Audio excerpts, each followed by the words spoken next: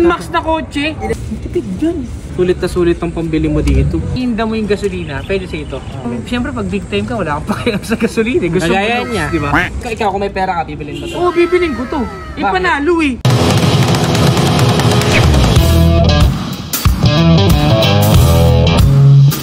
Tipid dyan. 56.67 KPL. Oo, disc brake ang likod. Bira ako makita niyang disc brake ang likod. More on drum brake ang likod. Anong tawag dito? Ano siya?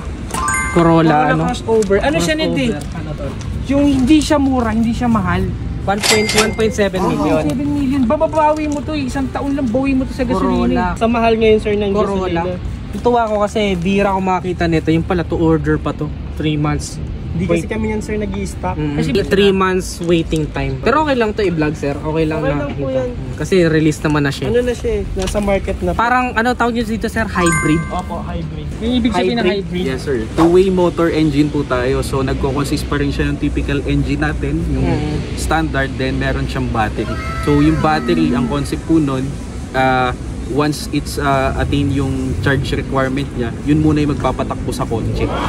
So sa madalit sabi, wala kang maririnig na makina na umaandar or yung nagre-redondo sa term. Kapag yung battery na ang nag-serve sa kanya? Yes po.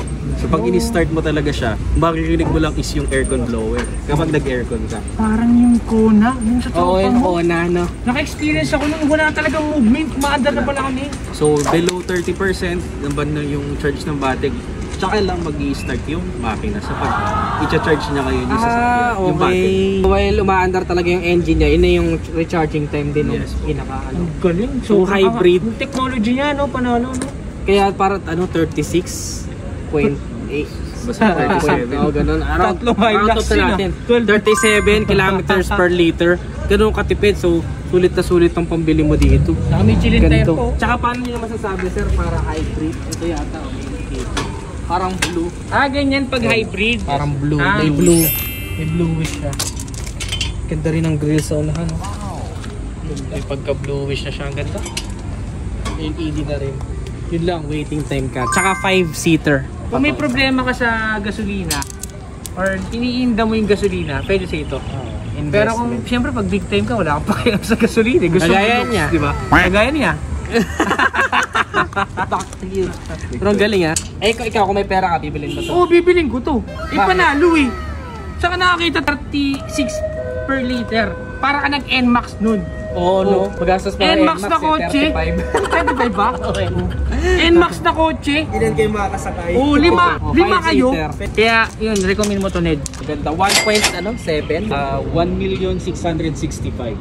Yun, 1,665,000. In the long run, bawi nito, netizens. Kung iba mamamahalan for the 5-seater category, long run or long term. Kasi syempre, pataas yung gasolina. Mas matipid to, mas malaki matitipid mo kapag mas matagal mo na siya nagagamit. And of course, Toyota, so alam na natin yung durability, matagal, no? So, ano na, tried and tested kumbaga. Wala nang duda. Goods. Ano masasabi niyo sa kotse na to, netizens? Parang quick lang to. Actually, nagano lang kami, nagkukwentuhan lang kami. Minana lang binlag. Ayun, so ano masasabi niyo sa kotse na to? Familiar ba kayo or nagustuhan niyo ba siya? Comment your thoughts below. So, ayun. Follow this page for more. Always keep it cool. Ride safe.